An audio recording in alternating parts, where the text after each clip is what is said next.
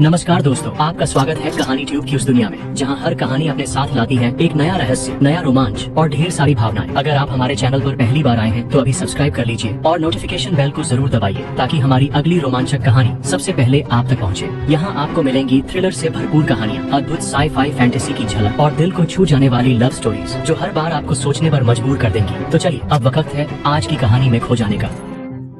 हकीम कमरे की पूर्वी दीवार पर एक छोटा दरवाजा था और इसे पार करने पर एक और काफी छोटा एकांत ट्रेनिंग कमरा था। अंदर एक पत्थर की मेज, पत्थर का बिस्तर और पत्थर की बेंच थी। एक तरफ लंबे समय तक जमा होने वाला खाना भी था और फिर दूसरी तरफ एक कुआं था जो जमीन से झरने का पानी खींचता था। एकांत कमरे के बीच में एक लोहे का बेसिन था जो पानी से भरा था।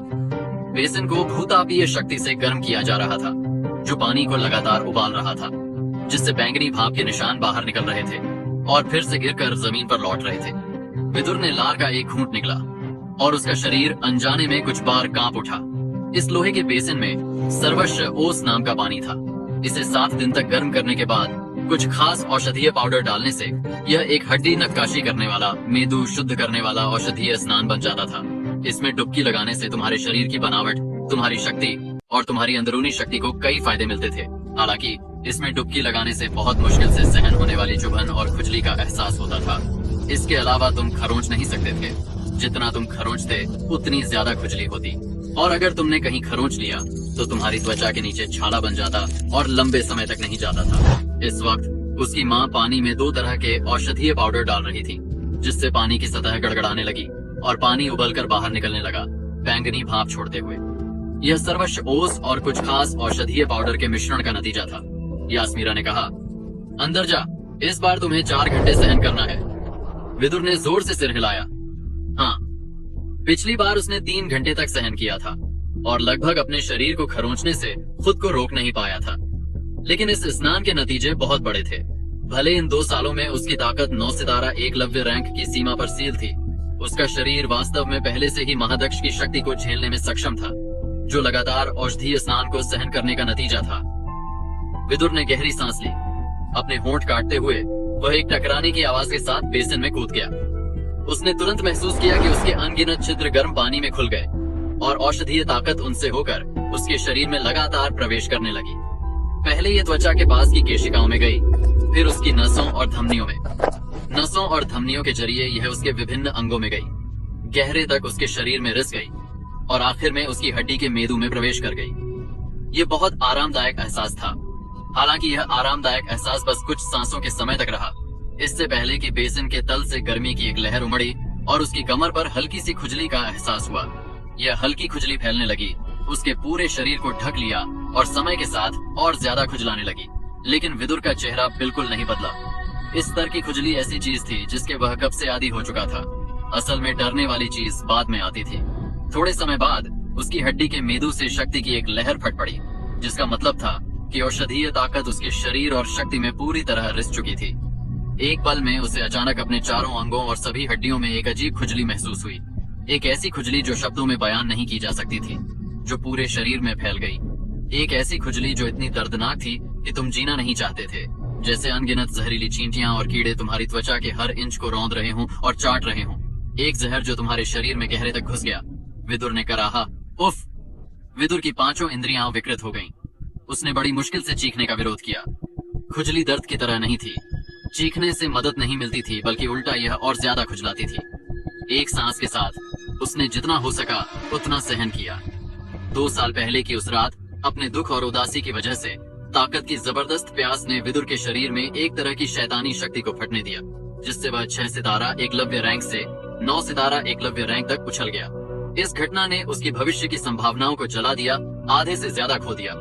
अगर उसकी माँ ने तुरंत उसकी शक्ति को सील नहीं किया होता और उसे और ऊंचे दक्ष रैंक तक बढ़ने दिया होता, तो वह अपनी बाकी जिंदगी के लिए दक्ष रैंक में फंस गया होता। संभावनाओं को ज्यादा खींचने का मतलब था कि कीमत चुकानी पड़ती थी। औषधीय स्नान, शरीर की ट्रेनिंग के अलावा सबसे जरूरी था 2 साल पहले जली हुई संभावनाओं को फिर से भरना। रात बिना शब्दों के बीत गई। दूसरी सुबह विदुर ने नींद में बड़बड़ाते शोमिल को जगाया। औषधीय स्नान में 4 घंटे की अभूतपूर्व पीड़ा ने उसकी मानसिक और शारीरिक शक्ति की अपेक्षाओं को पार कर दिया था। उसने कहा, उठ, आज दल का स्कूल दवा प्रतियोगिता के लिए सबसे अच्छे लोगों का चयन कर रहा है। दिखने में दवा प्रतियोगिता ऐसी चीज थी जिसमें अकीरा दल का कोई भी 24 साल से कम उम्र का सदस्य हिस्सा ले सकता था। लेकिन हकीकत यह थी कि अच्छे बुरे को मिलने से बचाने और बुजुर्गों की परेशानी बचाने के लिए दवा प्रतियोगिता से पहले कुछ चयन होते थे, ताकि सबसे अच्छे शिष्यों को दवा प्रतियोगिता के मंच पर खड़ा किया जा सके। अगर विदुर को दवा प्रतियोगिता में उभरना था तो उसे न सिर्फ अपनी तैयारियां करनी थी, बल्कि कुछ रुकावटों को पार करना था। पहली रुकावट दल के स्कूल का चयन होगा। बेशक मूल खून की रेखा के शिष्यों को खास विशेषाधिकार थे। चूंकि कई लोग उन पर ध्यान देते थे, उनकी ताकत का स्तर आमतौर पर बहुत अच्छे से जाना जाता था, तो उन्हें दवा प्रतियोगिता की योग्यता हासिल करने की जरूरत नहीं थी। लेकिन शाखा शिष्य एक जैसे नहीं थे। न सिर्फ उनकी संख्या बहुत थी, बल्कि कमजोर और मजबूत एक साथ मिले हुए थे। जब दवा प्रतियोगिता का समय आता तो दल का स्कूल पहले सभी शाखा शिष्यों का टेस्ट लेता, ताकि देखा जाए कि उनके पास दवा प्रतियोगिता में हिस्सा लेने की योग्यता है या नहीं। विदुर और शोमिल जल्दी से दल के स्कूल के ट्रेनिंग मैदान की ओर भागे। ये पहले से ही स्कूल के शिष्यों से भरा हुआ था, और न सिर्फ उनकी कक्षा बल्कि ऊपर और नीचे की कक्षाओं के लोग भी इस चयन द्वार में हिस्सा लेने के योग्य थे। दल के स्कूल में विदुर की अपनी कक्षा में स्थिति हमेशा पीछे की ओर थी, क्योंकि यह ऐसी चीज थी जिस पर वह बस ध्यान नहीं देता था। शोमिल बहुत घबराया हुआ था। बेशक वह अपने लिए नहीं घबरा रहा था। भले दवा प्रतियोगिता में हिस्सा लेना एक सम्मान था, उसका इसमें हिस्सा लेने का कोई इरादा नहीं था। एक अकीरा दल के शिष्य के रूप में वह हकीम बनने के बारे में एक दो चीजें जानता था, और खून रोकने वाली गोली या शक्ति पूरक गोली जैसी गोलियां बना सकता था। लेकिन उसका मुख्य ध्यान शक्ति की ट्रेनिंग पर था। उसकी सोच बहुत सादी थी। एक बार जब वह दक्ष रैंक तक ट्रेनिंग कर लेता और दल के रक्षकों में रक्षक बन जाता, तो वह अपने बड़े भाई शानिल के साथ रह सकता था और मनमाने ढंग से खा पी सकता था। यह काफी था। और अगर उसे कभी बोरियत होती तो वह विदुर के पास जाकर कुछ दवा गोलियां ले सकता था और उन्हें दल के बाहर शानदार चीजों के लिए बदल सकता था। अकीरा दल की दवा गोलियों की लोकप्रियता ऐसी थी कि हर कोई इसके बारे में जानता था। अभी वह विदुर के लिए बहुत चिंतित था। दल के स्कूल के चयन बहुत सख्त थे।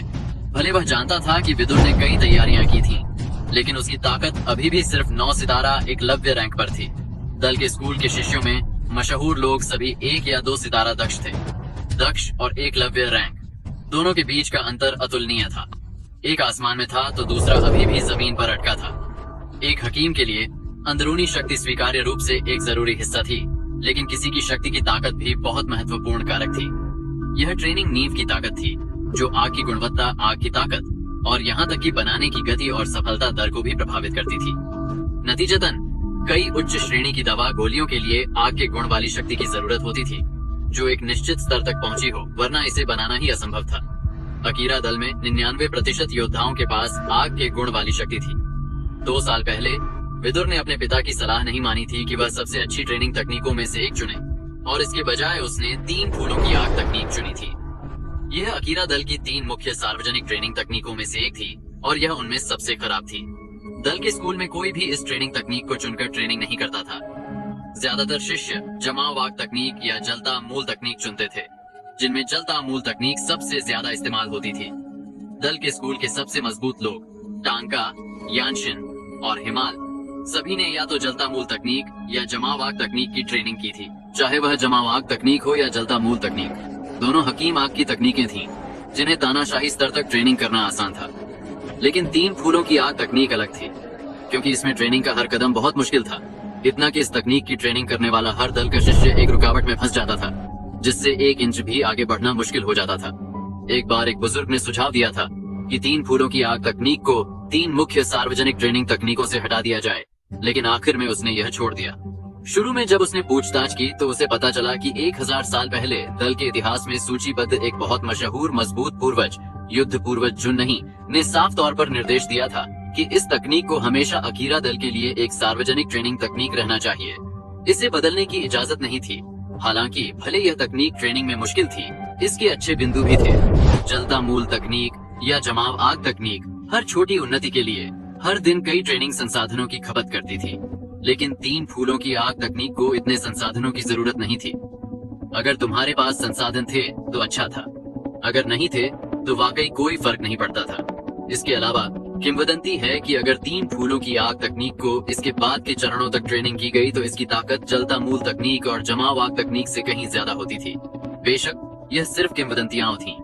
कोई भी कुछ बकवास लोक कथाओं पर यकीन नहीं करता था और आखिर यह सिर्फ एक नींव बनाने वाली ह्वांग श्रेणी की ट्रेनिंग तकनीक थी। अगर तुम काफी स्थिर थे तो कोई भी ट्रेनिंग तकनीक एक जैसी थी। 3 फूलों की आग तकनीक चुनना नींव बनाने के लिए इस्तेमाल होने वाले समय को कई गुना बढ़ाने के बराबर था। ट्रेनिंग मूल रूप से दिन में लड़ने, पृथ्वी के खिलाफ कोशिश करने और दूसरों के साथ समय बिताने पर आधारित थी। तो भले 3 फूलों की आग तकनीक के बाद के चरण और मजबूत थे, कोई भी वाकई इसे नहीं चुनता था। दुर्भाग्यपूर्ण बात यह है कि विदुर को बेबसी से 3 फूलों की आग तकनीक चुननी पड़ी थी। चलता मूल तकनीक भी दल की मुख्य सार्वजनिक ट्रेनिंग तकनीकों में से एक थी, लेकिन इसे ट्रेनिंग नींव बढ़ाने के लिए बहुत सारे संसाधनों की जरूरत थी। अपने पिता के बिना विदुर सिर्फ धीमी ट्रेनिंग वाली 3 फूलों की आग तकनीक चुन सकता था। शोमिल भी बहुत साफ था कि भले विदुर बहुत मेहनत से ट्रेनिंग करता था, अपनी पूरी ताकत लगाता था, लेकिन 3 फूलों की आग तकनीक की ट्रेनिंग की वजह से उसकी आग को नियंत्रित करने की ताकत पहले साल के शीर्ष रैंकिंग वाले जीमन और यामीर की तुलना में कमजोर थी। टांका, यानशिन और हिमाल की तो बात ही छोड़ दो, जो 3 प्रभावशाली बड़े परिवारों से आए थे। मोटा शोमिल खुद को उस 2 साल पहले की घटना को याद करने से रोक नहीं सका। असल में अगर भाई विदुर को उस अकथनीय घटना का सामना न करना पड़ता, जिसने उसके शरीर को तोड़कर उन्नति कर दी थी और अचानक उसकी आधी संभावनाएं जला दी थी, तो टांका, यानशिन और हिमाल, जो 3 बड़े परिवारों से थे, सबको विदुर के पीछे लाइन में लगना पड़ता। अचानक कुछ तीखी आवाजें बगल से आई। एक नजर डालने पर पता चला कि यह वही समूह था जिसने कल विदुर पर इल्जाम लगाया था। एक ने कहा, अरे तो तुमने आखिरकार मुंह दिखाया, मैं तो सोच रहा था कि तुम आने की हिम्मत नहीं करोगे, कचरा। दूसरे ने कहा, हाँ, बिल्कुल सही, पूरा कचरा। ये 2 शब्द ठीक उसके माप के हैं। तीसरे ने कहा, बुरा नहीं, बहुत सही। कल मैंने उसे पीटा, फिर भी उसने जवाबी हमला नहीं किया, और वह भी उसके घर के सामने। बाद में उसकी मम्मी ने ही उसे बचाया। हाँ। शोमिल का चेहरा हरा पड़ गया। वह तुरंत वहां दौड़ने से खुद को रोक नहीं सका। फिर भी विदुर हल्के से मुस्कुराया। शोमिल की बांह पकड़कर बोला, कीड़े के स्तर तक नीचे उतरने की जरूरत नहीं। कीड़े से काटा जाए तो बाद में उसे कुचलकर मार देना ठीक है, कीड़े को काटने हुए कूना इसके लायक नहीं। शोमिल ने कहा, हाँ, अच्छा कहा, कीड़े। शोमिल इस पल में आखिर ठंडा हो गया।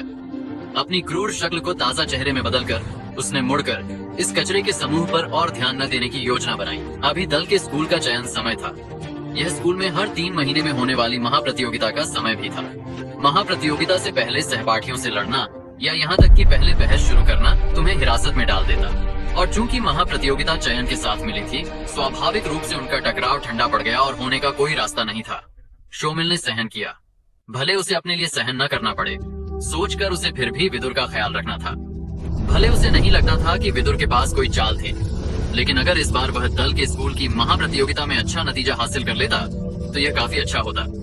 आखिर दल के स्कूल के संसाधन महाप्रतियोगिता की रैंकिंग के आधार पर बांटे जाते थे। एक ने कहा, छी, कायर। एक निकम्मा, अच्छा खासा कुछ नहीं। कठोर शब्द लगातार आ रहे थे, लेकिन विदुर ने बस उन्हें अनसुना कर दिया। इस बार उसे महाप्रतियोगिता में शीर्ष 8 में जगह हासिल करनी थी, ताकि वह दवा प्रतियोगिता में हिस्सा ले सके। सिर्फ 8 स्थान थे, लेकिन दल के स्कूल की रैंकिंग में विदुर की ताकत 40 से ऊपर थी। दल के स्कूल में यह कुछ भी उल्लेखनीय नहीं था, जिससे वह तरह तरह के मौकों से चूक जाता था। दल के स्कूल में अगर तुम बेहतर होना चाहते थे तो सिर्फ मेहनत काफी नहीं थी, दवा गोलियों का साथ होना जरूरी था।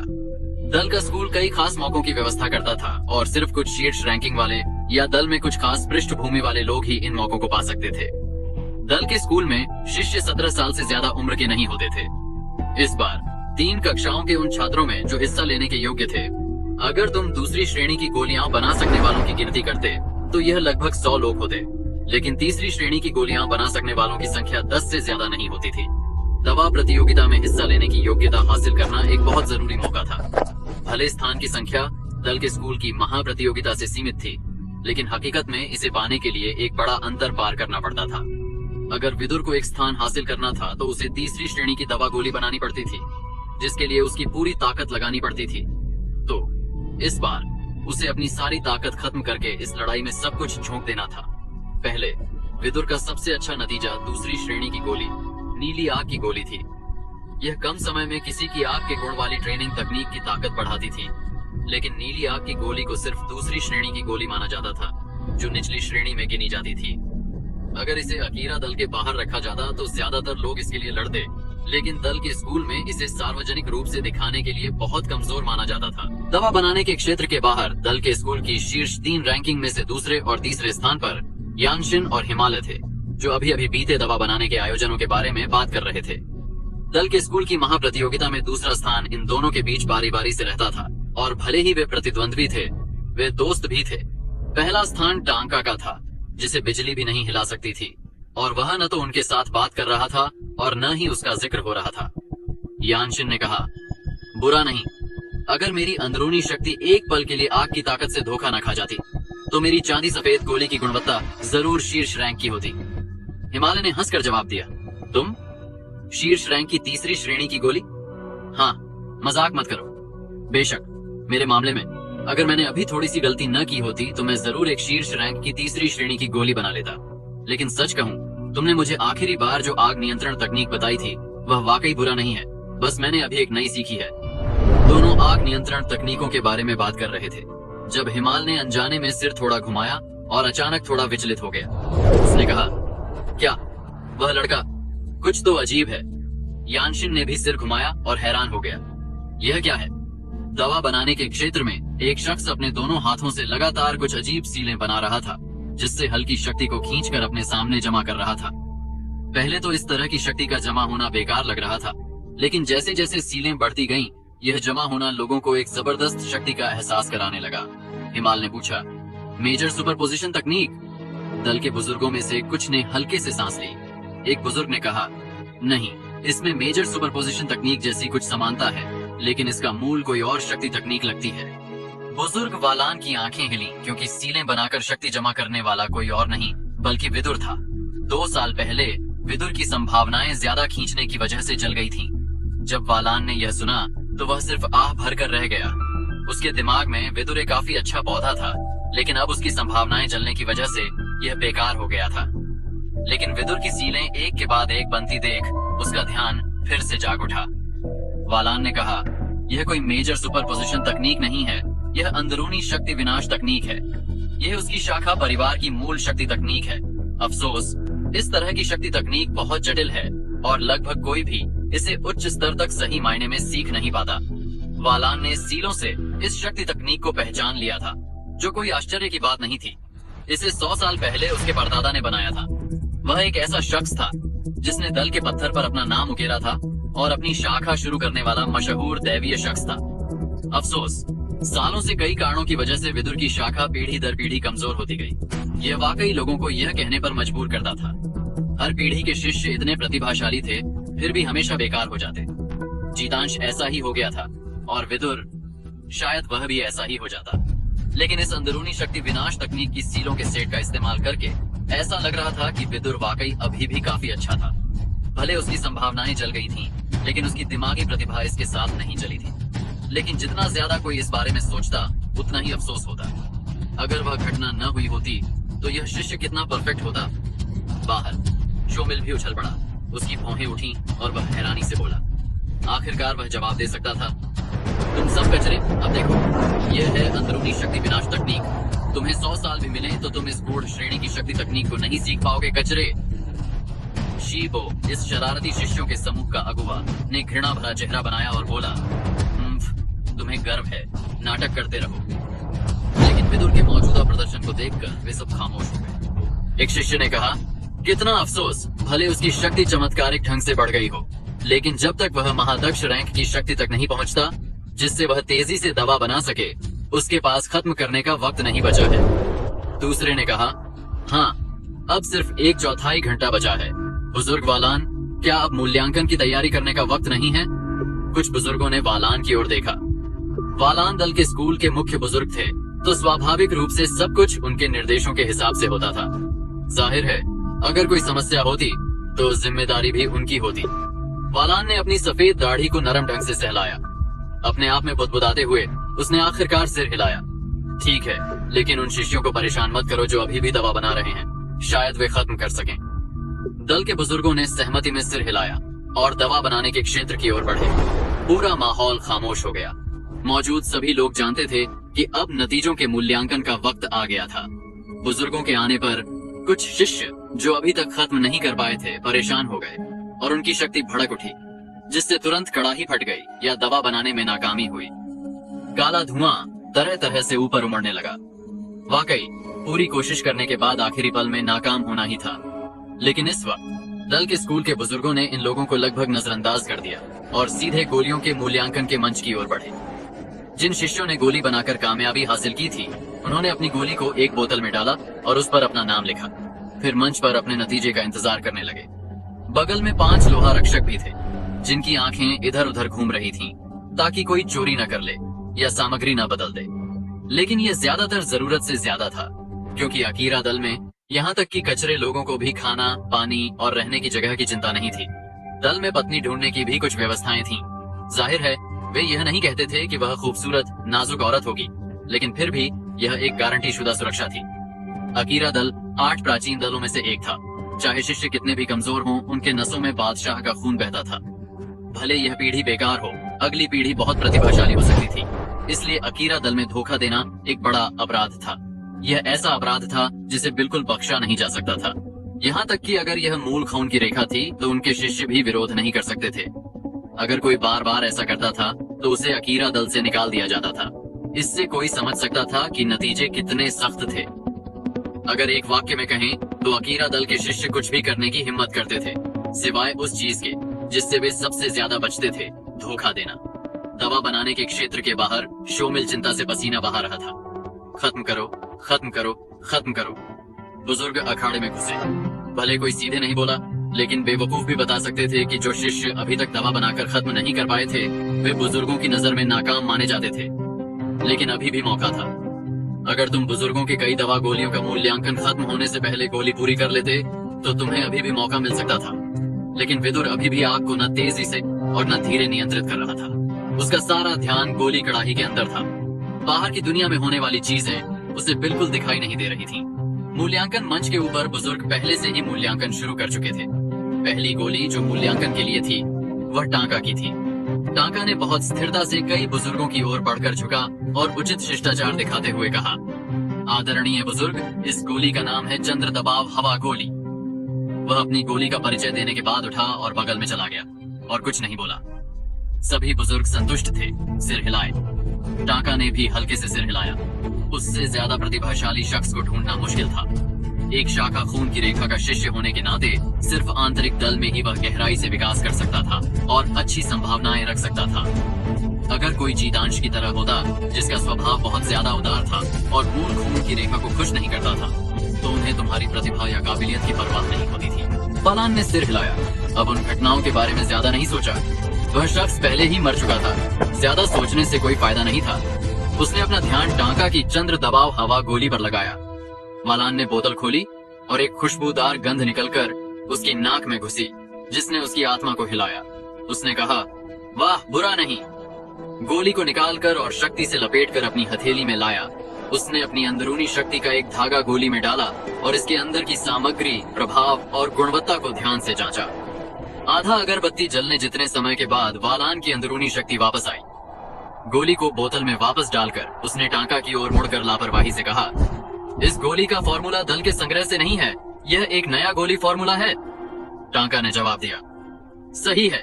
आधा साल पहले इस शिष्य को दल के बाहर अनुभव लेने के दौरान यह मिला था, लेकिन उस वक्त यह लगभग नष्ट हो चुका था। हाल ही में मैंने इसे पूरी तरह बहाल किया। वालान ने कहा, बहुत अच्छा। महाप्रतियोगिता में एक नए गोली फॉर्मूले को आजमाने की हिम्मत बुरा नहीं। चंद्र दबाव हवा गोली तीसरी श्रेणी की हवा गुण वाली शक्ति से हुए जख्मों को कम कर सकती है, और इससे भी जरूरी यह है कि इसे एकलव्य रैंक वाले भी ले सकते हैं, क्योंकि इसका जड़ स्तर लगभग न के बराबर है और इसकी गुणवत्ता भी उच्च रैंक की है। बहुत अच्छा। वालान ने हल्की मुस्कान दी। बार बार बहुत अच्छा और बुरा नहीं जैसे शब्दों का इस्तेमाल करना इस बहुत सख्त बोलने वाले के लिए पहले से ही बहुत ऊंचा मूल्यांकन था। टांका अभी भी बगल में खड़ा था, जरा भी नहीं हिला। उसके चेहरे पर किसी तरह की खुशी नहीं दिखी। एक पहाड़ की तरह उसने धीरे से जवाब दिया, बुजुर्ग वालान को धन्यवाद। वालान ने फिर से सिर हिलाया और दूसरी गोली की ओर मुड़ा। यानशिन आगे बढ़ा। उस बोतल में गोली उसने बनाई थी। इस वक्त उसने शिष्टाचार से झुककर कहा, आदरणीय बुजुर्ग, इस गोली का नाम है पत्थर त्वचा गोली। वालान ने हल्के से सिर हिलाया। वाह, तीसरी श्रेणी की पत्थर कौशल गोली, दिलचस्प। उसने फिर से मूल्यांकन किया और इसके बाद अपनी राय दी। उसने कहा, तीसरी श्रेणी की पत्थर त्वचा गोली। गोली का फॉर्मूला दल के खजाने से आया है।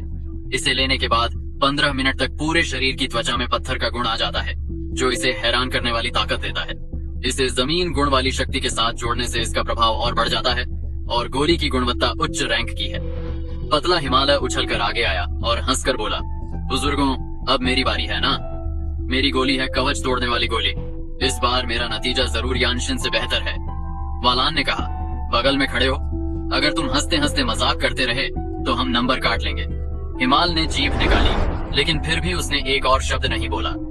जब एक तरफ लगातार दवा गोलियों का मूल्यांकन हो रहा था, विदुर अपनी अंदरूनी विस्फोट कला के निर्णायक चरण में प्रवेश कर रहा था। उसके हाथ लगातार सीलें बना रहे थे ताकि उसके सामने शक्ति का जमा होना बढ़ता रहे। इस वक्त शक्ति उसके शरीर में मिल गई, जिसने रहस्यमयी ढंग से विदुर को दक्ष रैंक तक पहुंचा दिया। लेकिन यह हालत सिर्फ एक नकली दक्ष थी। आग की रोशनियां लगातार दवा कड़ाही में घुस रही थीं। अब चाहे विदुर कितना ही फट पड़ता, बुजुर्गों ने उसकी ओर ध्यान नहीं दिया। इस वक्त बचा हुआ वक्त बहुत कम था। उनकी नजरों में भले विदुर ने शक्ति तकनीक के जरिए दक्ष की ताकत हासिल कर ली हो, फिर भी अब बहुत देर हो चुकी थी। बचे हुए समय में दवा गोली पूरी करना पूरी तरह असंभव था। लेकिन किसी ने नहीं देखा, लेकिन विदुर की कड़ाही वाकई एक बहुत तीव्र तापमान फोड़ रही थी। आग की ताकत पहले ही दक्ष रैंक के दायरे को कहीं पीछे छोड़ चुकी थी। इस तरह का डरावना तापमान सिर्फ एक महादक्ष ही हासिल कर सकता था। अपनी शक्ति तकनीक के अलावा विदुर के पास उसकी अंदरूनी शक्ति भी थी। यह अभी दवा बनाने में बहुत बड़ी भूमिका निभा रही थी। असल में भले उसकी शक्ति कमजोर थी, विदुर की अंदरूनी शक्ति पहले ही महादक्ष के स्तर पर थी, इतना कि वह महादक्ष को भी कब का पार कर चुकी थी। दवा कड़ाही के अंदर की कई दवा सामग्रियां जल्दी से एक साथ मिल रही थीं, और अशुद्धियों को उसकी अंदरूनी शक्ति की तीखी जांच के तहत तेजी से पहचाना जा रहा था, और उसकी शक्ति के संवेदनशील नियंत्रण के तहत उन्हें जम रही गोली से बाहर निकाला जा रहा था। अशुद्धियां कड़ाही के तल में गिर रही थीं, लेकिन इन अशुद्धियों में अभी भी काफी दवा ताकत बची थी, और इस वक्त विदुर ने उन्हें बेकार नहीं जाने दिया। उसने फटने वाली जमा शक्ति को उकसाया और इन अशुद्धियों को लगातार निचोड़ा। फिर कड़ाही की आग का इस्तेमाल करके उन्हें शुद्ध किया। हल्की चटकने की आवाजें आईं, क्योंकि दवा ताकत की धाराएं निकाली गईं और वापस जम रही दवा गोली में डाली गईं। वक्त धीरे धीरे कम हो रहा था। विदुर के अलावा दवा बनाने के क्षेत्र में कोई और शिष्य नहीं था। जिन्हें हार मान लेनी चाहिए थी, वे पहले ही हार मान चुके थे। भले अगर वे जारी रखते तो शायद वे अपनी दवा गोली पूरी कर सकते थे, लेकिन महाप्रतियोगिता पहले ही खत्म हो चुकी थी। अगर वे रुकते तो लोग सिर्फ उनका मजाक उड़ाते। ऐसी स्थिति में क्या कोई और ऐसा था जो जी शू करने की जिद करता? तो स्वाभाविक रूप से विदुर, जो अभी भी डटा हुआ था, ज्यादा ध्यान खींच रहा था। वालान मूल्यांकन कर रहे थे जब उनकी आंख के कोने से उसे देखा। उसने कहा, अरे वह अभी भी जारी है। उसका दिल हल्के से कांपा और उसने और ध्यान से देखा। जो उसने देखा उसने उसे कड़वी हंसी छुड़ा दी। उसने पहचान लिया कि विदुर जो गोली बनाने की कोशिश कर रहा था वह थी दूसरी श्रेणी की नीली आग की गोली। उसने सिर हिलाया, जल्दी से सिर वापस मोड़ा। नीली आग की गोली जैसी चीज इस मंच पर आने में असमर्थ थी। इसे दूसरी नजर की भी जरूरत नहीं थी। इस वक्त अभी भी 5 लोगों का मूल्यांकन बाकी था। भले वे टांका, यानशिन या हिमाल के बराबर नहीं थे, फिर भी वे शीर्ष रैंक की दूसरी श्रेणी की गोलियां थीं। नीली आग की गोली की तुलना में भले वे एक ही श्रेणी की दूसरी श्रेणी की गोलियां थीं, लेकिन सिर्फ गोली की प्रभावशीलता और लोकप्रियता के मामले में क्या 10 गुना मजबूत होना बराबर होने के लिए काफी होता। एक के बाद एक गोली मूल्यांकन से गुजरी और कुछ बुजुर्ग कभी कभी संतुष्टि में सिर हिलाते। इस बार के दल के स्कूल के शिष्य वाकई काफी प्रतिभाशाली थे। भले वे सब सुपर प्रतिभाशाली जीनियस नहीं थे, फिर भी वे इस मंच पर खड़े हो सकते थे। अगर उन्हें आंतरिक दल में रखा जाता तो वे कुछ हद तक कमतर रहते, लेकिन अगर वे दल के बाहर जाते तो वे ऐसे निशाने होते जिन्हें सबको ऊपर देखना पड़ता। यह भी अकीरा दल की छिपी ताकतों में से एक थी। वक्त लगभग खत्म हो गया था और वालान ने आखिरी गोली की बोतल भी उठा ली थी। अपनी शक्ति से गोली को लपेटकर उसने इसे बारीकी से जांचा और थोड़े ही समय में अपना मूल्यांकन दिया। उसने कहा, निचली श्रेणी की वृद्धि गोली एक बार इस्तेमाल करने पर किसी की शक्ति में थोड़ा विकास होता है। दूसरी श्रेणी की वृद्धि गोली रैंक साधारण। गोली की गुणवत्ता के मामले में यह साधारण रैंक से शुरू होती है, फिर मध्यम रैंक, फिर उच्च रैंक और आखिर में शीर्ष रैंक। आखिरी रैंक शीर्ष रैंक पूरी तरह बेदागर होती है, लेकिन शीर्ष रैंक ऐसी चीज थी जिसे ढूंढा जा सकता था लेकिन मांगा नहीं जा सकता था।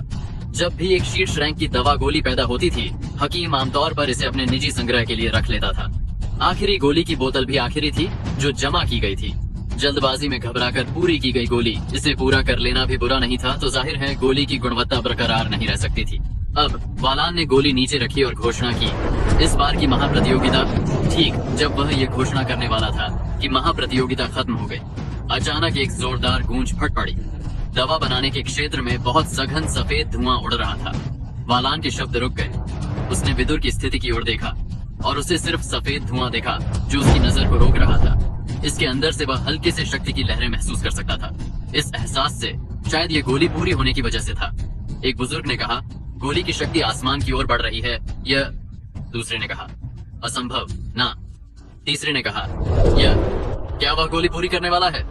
चौथे ने पूछा, वक्त क्या ये पहले ही बीत गया? अप्रत्याशित रूप से जब एक बुजुर्ग ने सिर घुमाकर रेत घड़ी की ओर देखा तो उसने देखा कि आखिरी रेत के कण अब भी गिर रहे थे। सिर्फ कुछ सांसों जितना वक्त बचा था। लेकिन ठीक इस वक्त एक गड़गड़ाहट की आवाज आई। आसमान की ओर बढ़ रही गोली की शक्ति वापस लौटी और कड़ाही में गिर गई। एक सुनहरी पीली दवा गोली के चारों ओर चक्कर काटने लगी, जो निकलकर विदुर के हाथ में एक गोली की बोतल में उतरी। वालान की आंखें गहरी थी और उसकी आवाज कुछ अजीब लग रही थी। उसने कहा, गोली की शक्ति कड़ाही में लौटी। यह शीर्ष रैंक की लगती है। उसे नहीं लगा था कि विदुर गोली को पूरा कर पाएगा, और शीर्ष रैंक की गोली तो बिल्कुल नहीं। भले यह जरूरी नहीं कि शीर्ष रैंक हो, लेकिन इस तरह की उपलब्धि 2 साल पहले की घटनाओं की तुलना में वालान को एक समझ से परे एहसास दे रही थी। बाकी बुजुर्ग भी बोलना बंद कर चुके थे। यह देखकर कि विदुर ने दवा गोली जमा कर ली थी, वे उसकी ओर बढ़े। विदुर पूरी तरह थक चुका था। अगर उसकी बहुत मजबूत आत्मा न होती तो वह शायद पहले ही ढह चुका होता। उसने कहा, आदरणीय बुजुर्ग, इस गोली का नाम है बैंगनी आग गोली। वालान ने खुद गोली की बोतल ली और बोला, कोई आकर इसे बगल में आराम करने के लिए सहारा दे। शोमिल जल्दी से बगल से दौड़ा आया और शिबो को तिरछी नजर देना भी नहीं भूला। विदुर को पकड़ते हुए मोटे शोमिल की आंखें लगातार झपक रही थीं, लेकिन स्कूल के बुजुर्गों के सामने उसने कुछ बोलने की हिम्मत नहीं की। लेकिन उसकी आंखें पूजा भरे उत्साह से भरी थीं, जैसे वह इसे और रोक नहीं पा रहा था। विदुर ने भी मुस्कुराया, लेकिन फिर भी वह कुछ चिंतित होकर वालान को देख रहा था। वालान ने गोली की बोतल खोली और अपनी आंखों से देखा।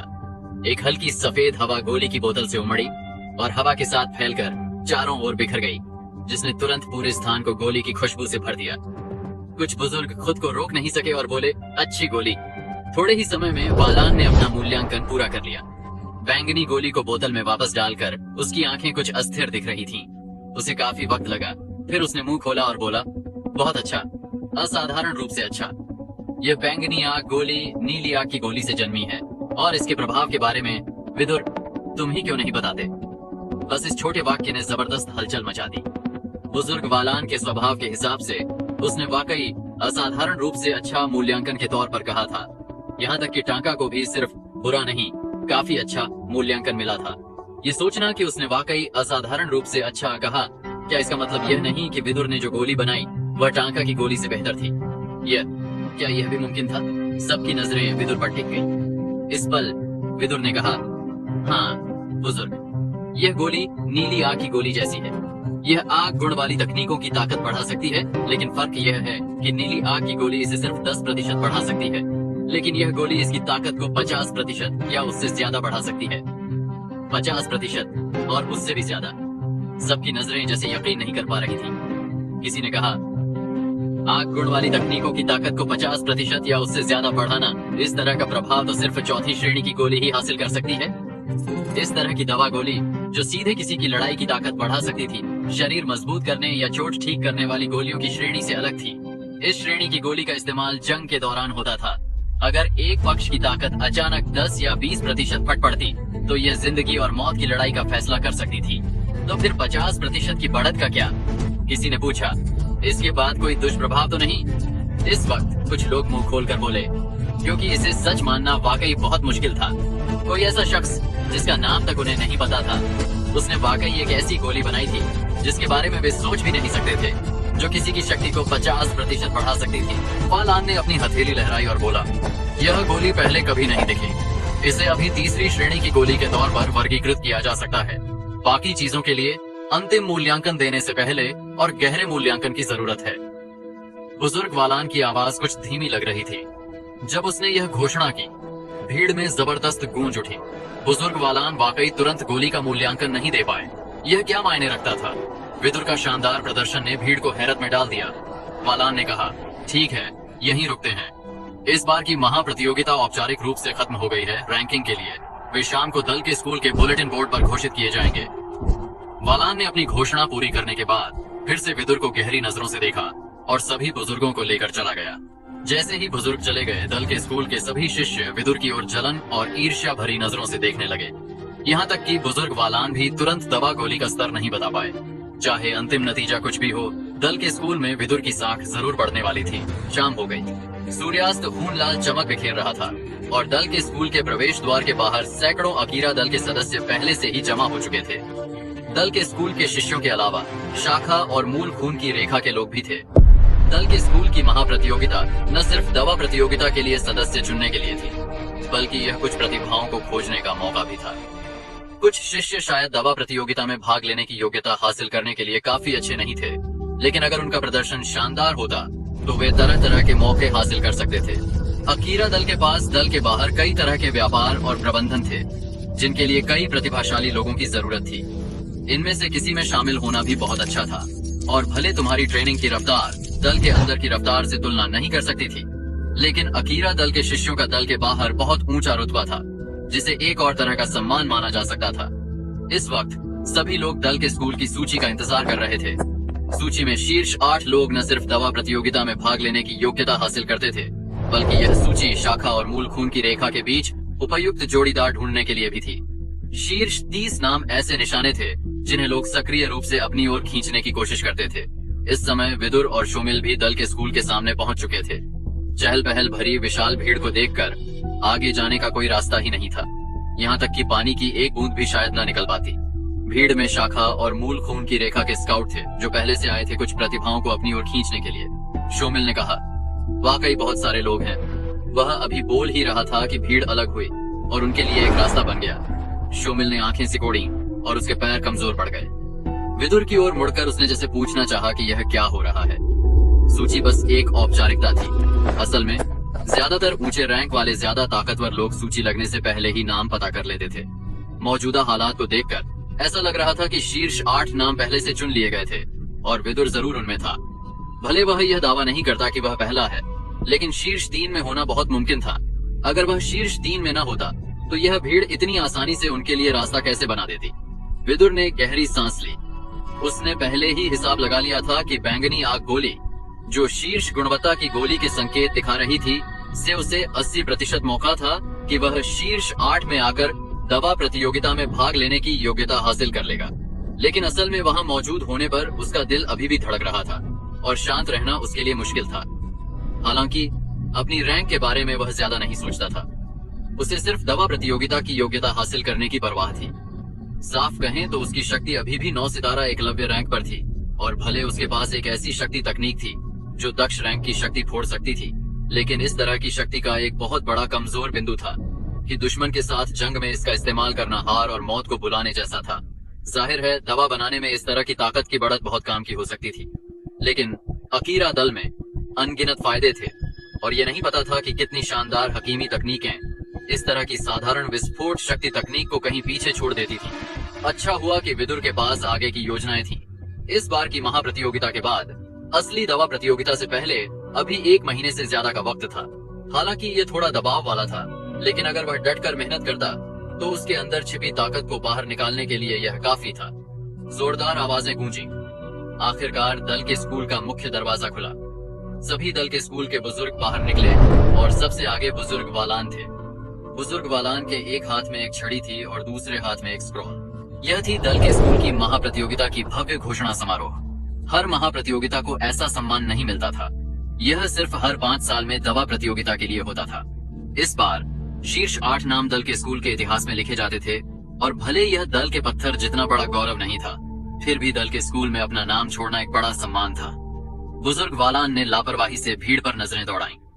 वहां न सिर्फ दल के स्कूल के शिष्य मौजूद थे, बल्कि उनके परिवार, शाखा परिवारों, विस्तारित परिवारों और मूल खून की रेखा के परिवारों के समूह भी थे। ये शिष्य आखिरकार अकीरा दल की मुख्य ताकत बनने वाले थे।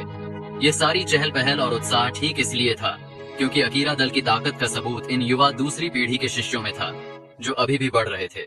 वालान ने कहा, इस बार की महाप्रतियोगिता में कई प्रतिभाएं थीं। 52 शिष्यों ने अपनी गोलियां पूरी की। पिछले बार की महाप्रतियोगिता की तुलना में तब सिर्फ 17 ने अपनी गोली बनाई थी। इसके बाद वालान के हाथ से अचानक एक धमाका हुआ। स्क्रॉल ने जोर की आवाज की, फिर खुलकर हवा में तैरने लगा। उसने कहा, rank number 30 Hamish, rank number 29 कुंवत। नाम आखिरी स्थान से शुरू होकर जाहिर किए गए। सिर्फ 2 नाम जाहिर करने के बाद लोगों के समूह में तालियों की गूंज उठी। इस बार की महाप्रतियोगिता में 300 से ज्यादा लोग शामिल थे और शीर्ष 30 में आना एक बड़ा सम्मान था। हालांकि अभी लोग अपनी संयम बरकरार रख पा रहे थे। सिर्फ शीर्ष 8 में आने से ही वे दवा प्रतियोगिता में भाग ले सकते थे, जो सूची में आने का असली मकसद था। वालान ने कहा, रैंक नंबर 9 यामीर। भीड़ में से एक हैरानी की चीख गूंजी। प्रवेश द्वार के सामने एक पतले शिष्य का चेहरा पीला पड़ गया और उसमें अविश्वास भरा था। विदुर ने भी सिर घुमाकर उसे एक नजर दी। यामीर दल के स्कूल में मशहूर सदस्यों में से एक था। आमतौर पर उसे दल के स्कूल में बहुत ऊंचा माना जाता था। भले वह दल के स्कूल के शीर्ष 3 टांका, यानिशिन और हिमाल के बराबर नहीं था, और अगर तुम सिर्फ हकीमी कौशल की तुलना करते तो दल के स्कूल में कोई और उससे खुद को तुलना करना नहीं चाहता था। लेकिन इस वक्त वह 9वें स्थान पर रहा और शीर्ष 8 में भी नहीं पहुंच सका। हिमाल, जो हमेशा दल में दूसरा या तीसरा रैंक करता था, ने उसे जरा भी मुंह नहीं दिया और हंसकर तंज कसा। हाँ, मैंने क्या कहा था, बुराई का अपना फल मिलता है। नीच नैतिकता वाले लोग निर्णायक पलों में बदकिस्मत होते हैं। उसके शब्द फैल गए और उसकी धीमी हंसी दिन को भेद रही थी। असल में यामीर बहुत घमंडी था और सबको अपने से नीचे मानता था। खुले और छिपे में यह नहीं पता था कि उसने कितने लोगों को ठेस पहुंचाई थी। यामीर के सबको अपने से नीचे मानने की वजह यह थी कि वह मूल खून की रेखा के फिनाब का चमचा था। जब भी फिनाब को कोई समस्या होती थी, आमतौर पर यामीर ही उसका सामना करने में अगुवा होता था। वालान की जबरदस्त आवाज अभी भी रैंकिंग की घोषणा करती रही। Rank number 8 Dinesh. 8वें रैंक का नाम जाहिर होने पर तुरंत एक गड़गड़ाहट की आवाज हुई। भीड़ कहीं ज्यादा उत्साहित हो गई और कई लोग दिनेश के चारों ओर जमा हो गए। उसे बधाई देने लगे, उसे अपने परिवार में खींचने की कोशिश करने लगे और अपनी बेटी से शादी करने के लिए मनाने लगे, लंबी दहेज की सूची निकालकर। शीर्ष 8 को दवा प्रतियोगिता में भाग लेने की योग्यता मिलती थी, जो पहले से ही एक बड़ा सम्मान था, हजारों में मशहूर होने का। साथ ही यह तुम्हारी प्रतिभा और काबिलियत को दिखाता था, और ज्यादा से ज्यादा परिवार और शाखाएं तुम्हें पसंद करती थी और तुम्हें अपने घर में खींचने के तरीके सोचती थी। भले सभी एक ही दल के थे, लेकिन प्राचीन काल से अब तक अकीरा दल हमेशा बड़ा रहा था और साधारण लोगों को इसका ध्यान खींचना मुश्किल था। कई शाखाएं अनगिनत थीं और हर शाखा की अपनी रियासतें और व्यापार थे। यहाँ तक कि मूल खून की रेखा में भी 10 से ज्यादा परिवार थे, प्रत्येक की अपनी ताकतें और संसाधन थे। वालान ने कहा, रैंक नंबर 7, रैंक नंबर 6। हर नाम बुजुर्ग वालान के मुंह से निकला और भीड़ की शक्ति और ज्यादा उत्साही होती गई। इतना कि जिनके नाम अभी बुलाए जा रहे थे, उनके चेहरे असाधारण रूप से लाल हो गए। दवा प्रतियोगिता की योग्यता हासिल करना मतलब था कि तुमने 2 मान्यताएं पाई थी। तुम बहुत प्रतिभाशाली थे और तुम में जबरदस्त योग्यता थी। भले अकीरा दल बहुत बड़ा था, लेकिन खिलाने वालों की संख्या भी बड़ी थी। अगर दल के पास और ज्यादा संसाधन भी होते, तब भी वे इसे बराबर बांट नहीं सकते थे। अगर तुम संसाधनों का बड़ा हिस्सा हासिल करना चाहते थे, तो तुम्हारी प्रतिभा और योग्यता को बहुत सख्त निशानों को पूरा करना पड़ता था। अगर तुम ये निशाने पूरे नहीं करते थे, तो तुम सिर्फ योग्यता अंकों के बदले पर निर्भर रह सकते थे। एकलव्य रैंक की बात तो छोड़ो, अगर तुम दक्ष रैंक भी थे, तो तुम कितना काम या कितने योग्यता अंक हासिल कर सकते थे। नतीजतन दवा प्रतियोगिता में भाग लेने की योग्यता हासिल करना एक चमकदार भविष्य की संभावनाओं से भरा एक चौड़ा रास्ता खोलने के बराबर था। दल के स्कूल के शिष्यों में ज्यादातर इसके लिए जूझ रहे थे। वालान ने कहा, रैंक नंबर 4। बुजुर्ग वालान की आवाज इस पल अचानक रुकी। उसकी नजर यानशिन पर ठहर गई। यानशिन का चेहरा बदल गया और उसका गला कांपने लगा जब उसने सांस खींची। वालान ने कहा, यानशिन, जैसा कि उम्मीद थी, ये नाम आखिरकार वालान ने जाहिर किया। सब पहले जितने उत्साहित नहीं थे, इसके बजाय वे हैरान और चौंक गए। सैकड़ों शिष्यों में जिस पल से यानशिन ने दल के स्कूल में दाखिला लिया था, वह महाप्रतियोगिता में कभी भी शीर्ष 3 रैंकिंग से बाहर नहीं हुआ था। लेकिन इस बार की सबसे जरूरी महाप्रतियोगिता में वह अप्रत्याशित रूप से 4थे स्थान पर रहा। यानशिन की नजर विदुर पर गई।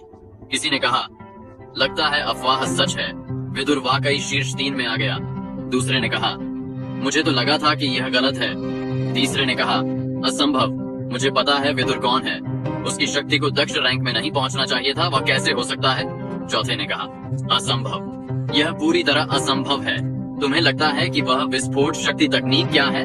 उस तरह की शक्ति तकनीक से दवा बनाना 10 में से 8 या 9 गोलियां बहुत जहरीली हो जाती हैं। ये सिर्फ एक कचरा गोली बनकर रह जाती है। उस वक्त बुजुर्ग वालान ने उसकी दवा गोली की गुणवत्ता की घोषणा नहीं की। जाहिर है यही वजह थी। अभी तक उसका नाम नहीं जाहिर करने का मतलब जरूर ये है कि वह बाहर हो गया। 5वें ने कहा, अब जब तुमने कहा तो दल के स्कूल के दवा बनाने के रिकॉर्ड में विदुर ने काफी कड़ाही विस्फोट किए थे ना। कुछ लोग उसकी तारीफ कर रहे थे, लेकिन कुछ लोग बस जलन में थे।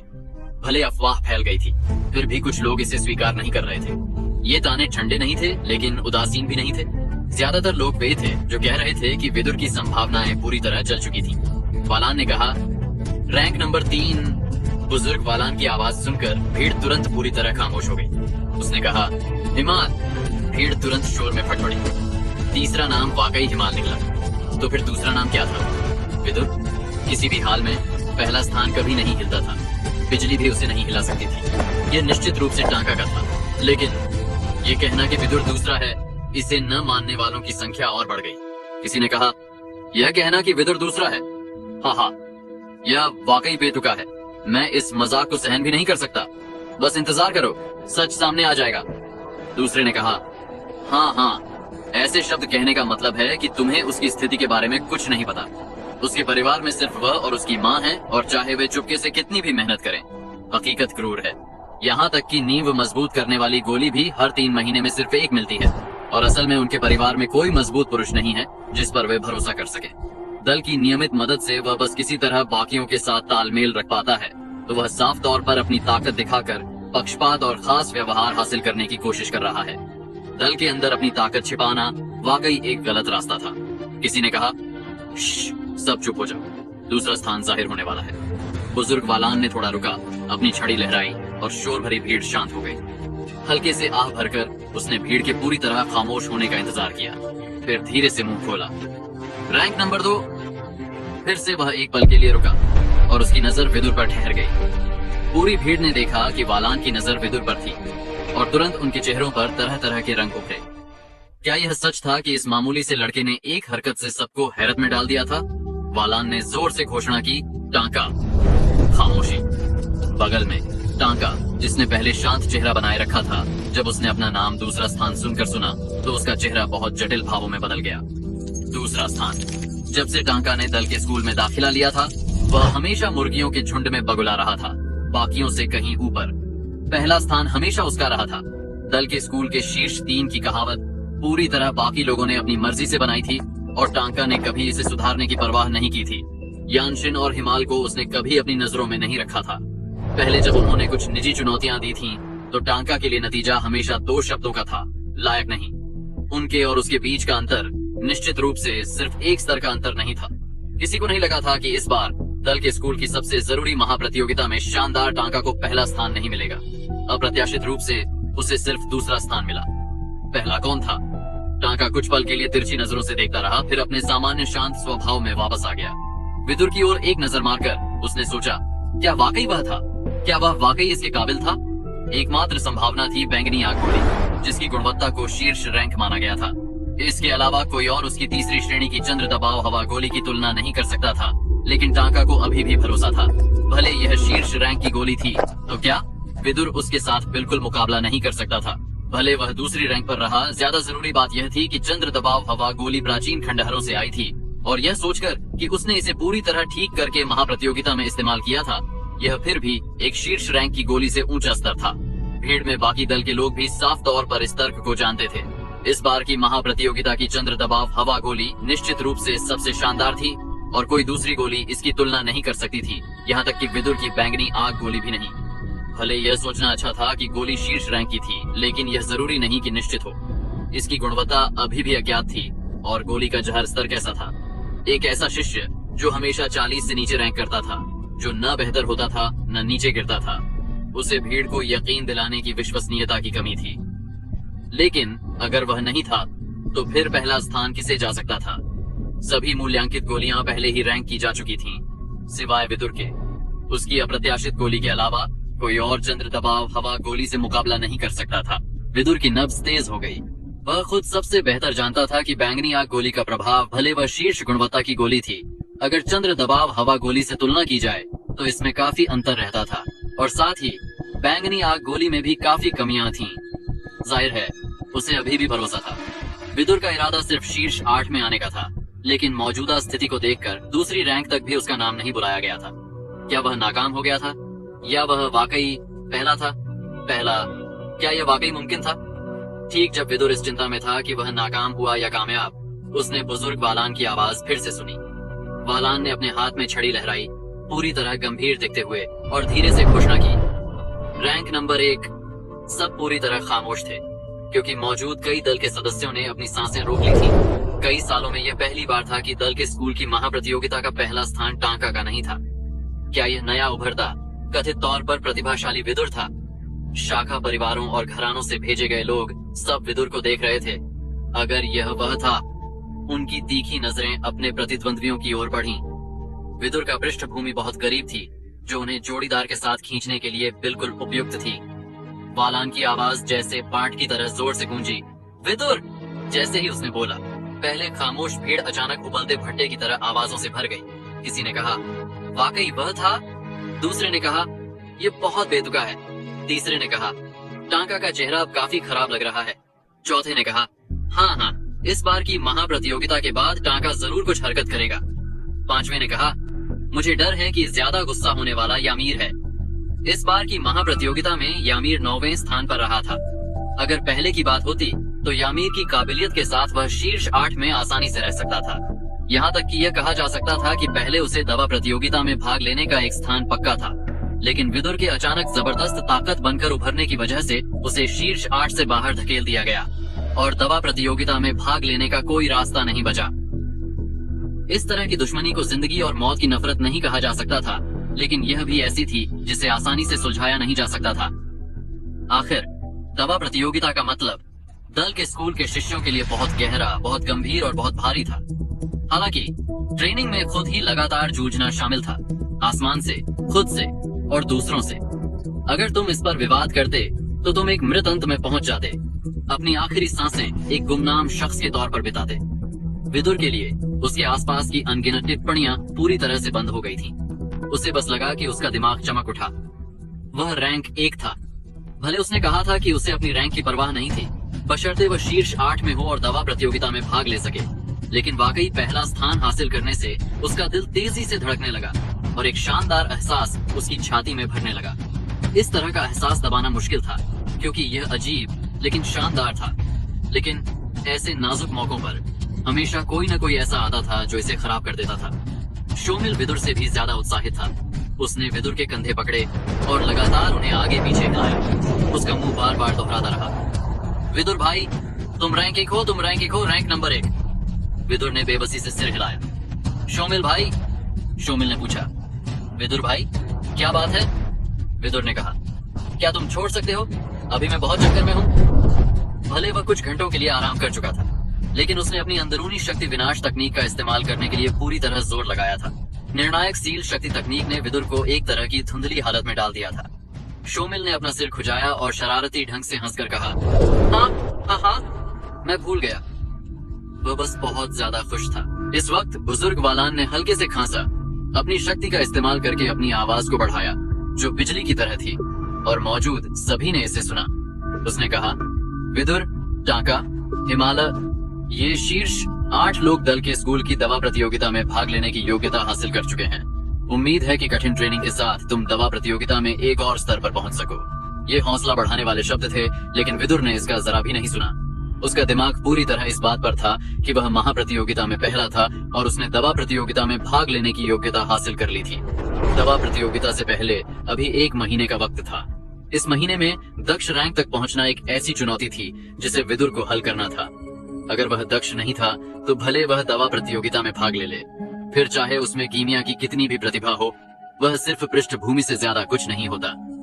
इस वक्त अचानक एक ठंडी आवाज गूंजी, बुजुर्ग, बैंगनी आग गोली काफी अच्छी है, लेकिन चंद्र दबाव हवा गोली की तुलना में इसमें अभी भी काफी अंतर है। विदुर टांका से ऊपर रैंक कर गया, लेकिन हमें नहीं पता किस वजह से। अगर आप वजह नहीं बताते तो मुझे डर है कि सबको यकीन दिलाना मुश्किल होगा।